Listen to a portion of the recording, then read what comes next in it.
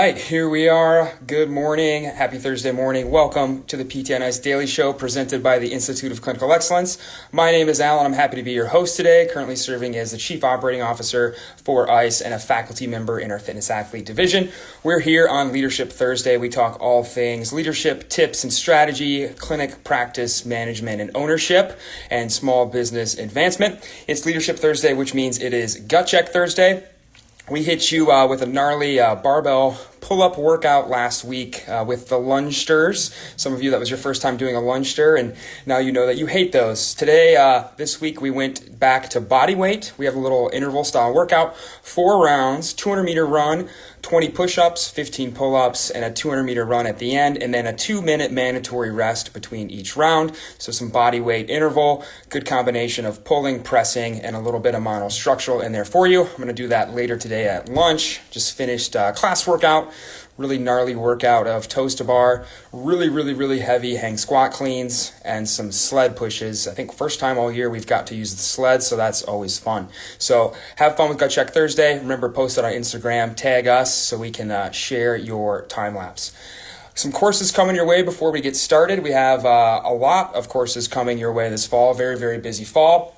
Online courses coming up, Rehab of the Injured Runner online. That's 8 weeks online, learning how to help the runner in your community. That's with Jason London, Megan Peach, and Rachel Selena. That will start September 21st, so that's starting here in the next couple days. So if you want to jump into that, now is your chance. That's going to be the last course they do this year. So if you're hoping to take that course this year, make sure you sign up for that. And then we have Primary Care Physical Therapy with Morgan Denny beginning October 4th. That will also probably be the last cohort of that course for the year. So if you've been looking to get into that course, make sure you sign up. Live courses coming your way next weekend. If you're going to be out near the West Coast, you can join Justin Dunaway in Denver, Colorado for total spine thrust manipulation. I'm going to be there, so if you're going to that course, I hope to see you there. Down in Amarillo, Texas, Jordan Berry is going to be teaching lumbar spine management. That course still has a few seats. And then if you're going to be in the Southeast, Jeff Moore will be down in Orlando, Florida for cervical spine management. One of your very last chances to catch Jeff teach. He's going to be really reducing his course load going into 2022. So if you're hoping to catch Jeff teaching, that is one of 2 last chances you have. The very last chance will be October 2nd and 3rd. Also for cervical spine management, that's going to be in Bear, Delaware. Again, I'll be there for that course, so I hope to see you there.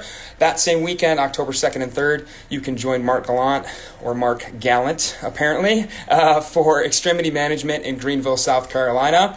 Up in the Northeast, you can join Zach Morgan for lumbar management. That's going to be in Boston. And then out on the West Coast, you can join Dustin Jones and Julie Brower for Modern Management the Older Adult live seminar. That will be in Mill Creek, Washington. So that's what's coming your way over the next month or so. Today's topic, we're continuing kind of a leadership series. We took a little break last week with Jeff grabbing the mic, but our 6th installment here, and we're going to talk a little bit about lessons gained from combat leadership. I get a lot of requests and questions for me to talk about my military service, and for the most part, I don't care to talk about it, but I think there are some important lessons to be learned. I see that Facebook just crashed. Oh well, goodbye Facebook, we've still got Instagram. So I want to talk about 5 things, kind of reflecting back on about a decade of service in the Army that I want to share with you all that I think are really important topics to hit.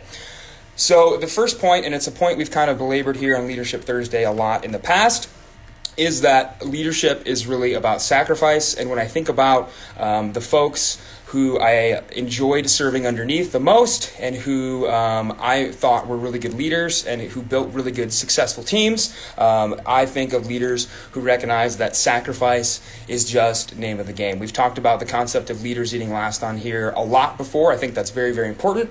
And I have reflected on those leaders I've served under and what qualities do they have in common. They seem to always be overgenerous with their time and overgenerous with how they pay their folks. In the military, it's a little bit different. Everybody is paid based on rank and based on time in service. You don't really get bonuses per se. It's not really possible to get more money other than to get promoted. But those leaders were generous with their time, with mentoring the people underneath of them, making sure their folks had all of the time and resources they needed, and then going going out of their way to make sure folks weren't lacking for any resources to get the job done. So they were over generous with their time, with their money, and with the resources they were in charge of and how they dealt them out. And I kind of reflected on, when you're over generous with your time, when you're over generous with your money, you will never hear the people working for you say things like, "I think you're giving me too much money," or "You're letting me be too flexible with my schedule," right? Those are not sentences that human beings have ever uttered. What we have heard a lot about is, "I hate how the boss ducks out early and leaves me to do all the busy work. I hate how I haven't had a raise in 3 years, in 4 years, in 5 years." And we think a lot about being underpaid and overworked, which kind of goes against that first point, that leaders understand that leadership, for the most part, is about sacrifice. It's not about using leadership to get ahead for your own gain. The second point is that planning is everything. In the military, sometimes it seemed like we overplanned. But kind of what I learned over the years is that in general, people are really terrible at self-organization and logistics. And left to their own devices, especially when attempting to work as a team, they will drop the ball. And that over-planning, making sure things have structure, systems, and organization goes very, very far, even if it seems redundant, in keeping things on time, keeping things moving, keeping things organized. I remember often, every single time we went outside the wire when we were overseas, we planned the mission. We went over and over again. We talked it through. We went out in the motor pool and we took rocks and dirt and we did rock drills, and we talked about what would happen if truck 2 got hit by an explosive. What would truck 1 do? What would truck 3 do? What would truck 4 do? And we planned over and over and over and over again. And it seemed redundant, and there were times I thought, geez, why are we doing this again? But the reason planning is important is because planning can only get you so far, and that when stuff hits the fan, if you have an idea of what's supposed to happen in your head, it can take you very, very far, instead of just trying to rely on instincts and trying to just pull something out of your hat last minute. I think this applies very much so to practice of, I still plan for every single patient on my schedule. I still go through their chart in the EMR and I look at what did they do last time. What are we looking at? I write down the asterisk signs on their body chart before they even come in, so I have an idea of what am I going to be reassessing and asking them about. And I have a rough outline on the body chart or on a sticky note on the body chart of where I'm going to take that session if they come back in and forward progress hasn't been made. So planning. And what planning helps with is you have a general idea of how that session is going to go in your mind, and that things kind of get off the rails. You have an idea of how to get it back on the rails and have a successful session. And that's something that over-planning in the military taught me, that expecting people to show up at the right place, at the right time, in the right uniform without any planning is a great way to always be disappointed in people. It's kind of our job as leaders to add some structure and organization to our teams. And that leads right into the third point, which if planning is everything, then planning is also nothing. That I love the saying, no plan survives first contact with the enemy. You can plan to death, but variables happen, things go awry. And yes, we do need to plan. We need to have an idea of how we want a session to go, how we want a year of practice to go, how we want to see the first 3 months with a new physical therapist in our clinic go. And we can have goalposts and benchmarks, but we also need to understand planning can only take you so far. And we need to be very, very flexible when plans don't go our way. That I watched leaders who were unable to be flexible, leaders who were so rigid in their planning that they could not let the plan go. They tried to hold to that plan to the detriment of their team. Of no matter what, we were going to execute the plan the way we talked it out before the mission started, and being completely inflexible oftentimes costed people their life or serious injury or otherwise a waste of resources, of military resources, which is ultimately taxpayer dollars. And so understanding that no plan survives first contact with the enemy, and being flexible and surrounding yourself with people whose input that you value is ultimately probably the most important part of being flexible with your planning as a leader, of being able to ask folks who work with you and underneath you for their input. To change the plan on the fly can lead to ultimate success, because if things aren't working, something needs to change. We watch this often with clinics that we consult with. They're just doing the same thing day in and day out, week in and week out, month in, month out, decade in, decade out, with the realization and kind of the understanding that they're not happy with the way things are, but they're unwilling to be flexible and change things. So planning is nothing. Planning is everything at the same time. Having plans, having an idea of where things are going to go, but also being flexible when they don't go your way and being willing to sometimes completely abandon your plan and move to a new one.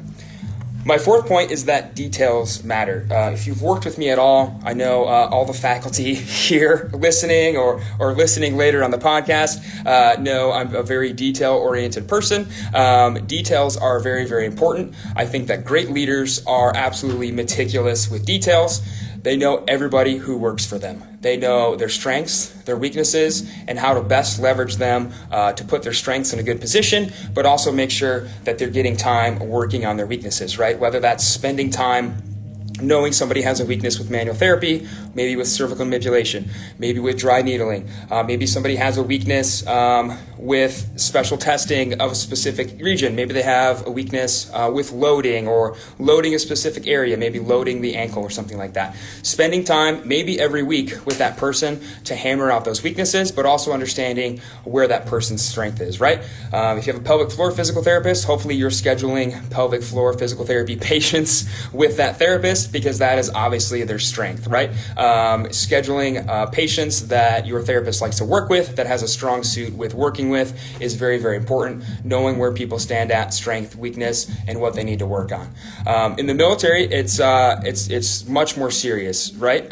When you don't have a detail-oriented mindset, when you don't keep a good schedule, when you are just kind of laissez-faire with how you run things, people die. It's a very serious matter in the military. Not as serious in physical therapy, but I would challenge you that it's still kind of serious, right? That if you are sloppy with your reassessment, if you are sloppy with your follow-up, if you are not texting people between sessions to see how they responded to therapy and adjusting their home program as needed, that if you're sloppy with those little details, it can be easy to say, it's just physical therapy, this person isn't going to die. Well, maybe, right? If we don't help people get better and they leave our care and go on to get a lumbar fusion and get addicted to painkillers and overdose on Percocets, then, sometimes it is life or death with physical therapy. And I would challenge you to be a little bit more detail-oriented and take things a little bit more seriously. I think it's still very important to have fun in therapy, right? Pump the jams, lift some weights out in the gym, but be absolutely meticulous with your details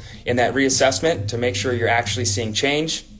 Get people to the right provider, and just really hone down on those details. From the leadership side of things, details are very, very important, right? Making sure people get paid on time, right? You don't miss a pay period. You don't miss a paycheck. You don't mess with people's money. You make sure when somebody requests time off, it gets on the schedule.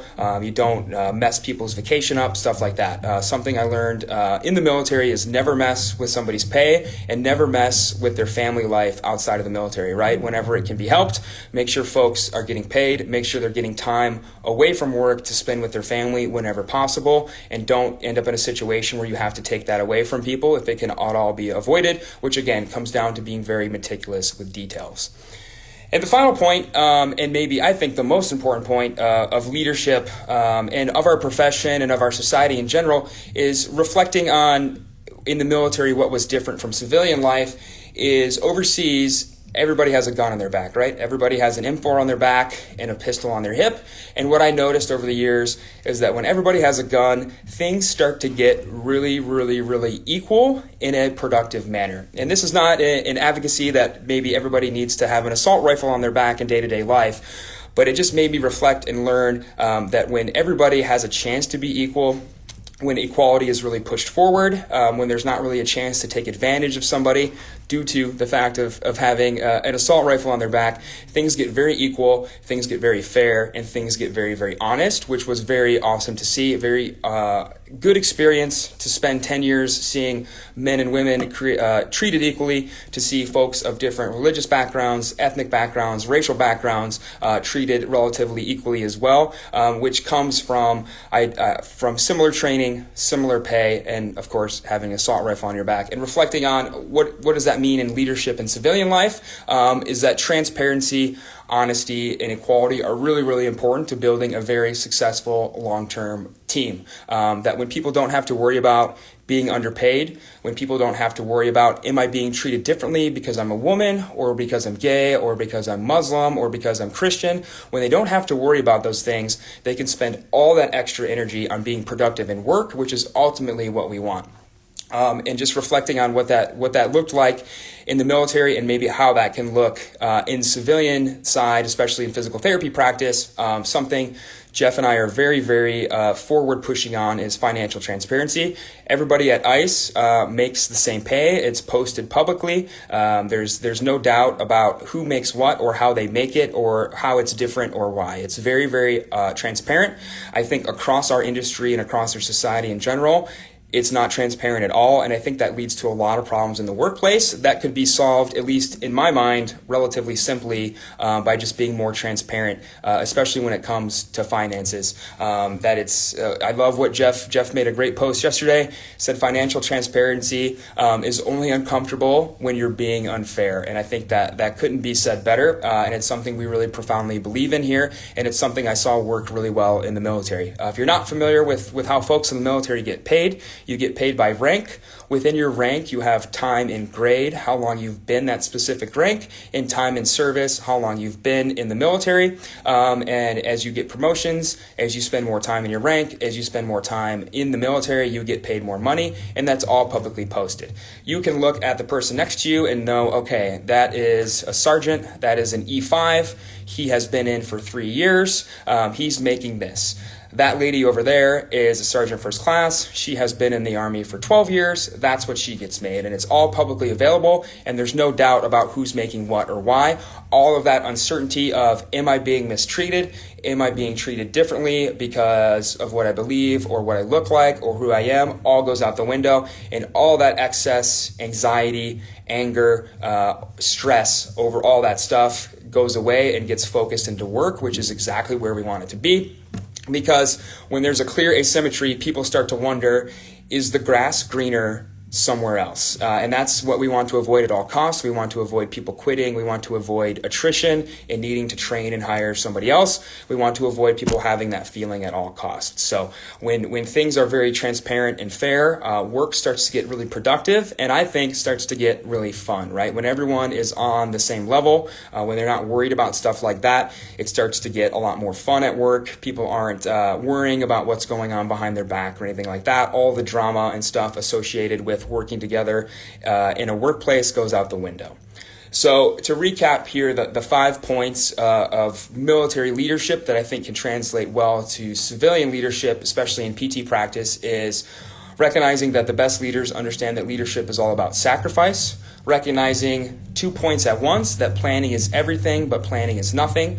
Taking the time to be organized, taking time to plan things out, have an idea of where you're taking your team, where you're taking your business in the long term, but also being flexible when things don't go exactly how you want them to, being able to shift and adopt new plans and even abandon a previous plan altogether. Understanding being really detail-oriented and meticulous, understanding who works for you, what their strengths and weaknesses are, making sure things like pay happen on time, not dropping the ball on those fine details that can seem in the moment unimportant, but to that specific person are probably very, very important, and leading ultimately to that last point of doing everything we can to make the workplace more equitable, more fair, cleaning up a lack of transparency in pay can really go a long way into having a productive team that enjoys coming to work and is not spending their energy worried, am I being mistreated? Am I being underpaid? Am I being paid differently? Why is that? All that goes out the window. All that energy can be focused on getting patients better, which ultimately is what we're here for, to help grow the practice. So I hope that helps. I'm happy to answer any more questions that come up about this. We're going to jump on here next week and talk about disagreement. And then the week after that, we're going to get on here and specifically talk about transparency and pay, because I think that's also a very important topic. So I hope you all have a wonderful Thursday. Enjoy Gut Check Thursday. I'm going to hit that up at lunch. And then if you're going to be in Denver next weekend with Justin for Total Spine, I'll catch you out that way. Have a great Thursday. Have a great weekend. Bye, everybody. Hey, thanks for tuning in to the PT on Ice Daily Show. If you enjoyed this content, head on over to iTunes and leave us a review. And be sure to check us out on Facebook and Instagram at the Institute of Clinical Excellence. If you're interested in getting plugged into more ICE content on a weekly basis while earning CEUs from home, check out our virtual ICE online mentorship program at ptonice.com. While you're there, sign up for our Hump Day Hustling newsletter for a free email every Wednesday morning with our top 5 research articles and social media posts that we think are worth reading. Head over to ptonice.com and scroll to the bottom of the page to sign up.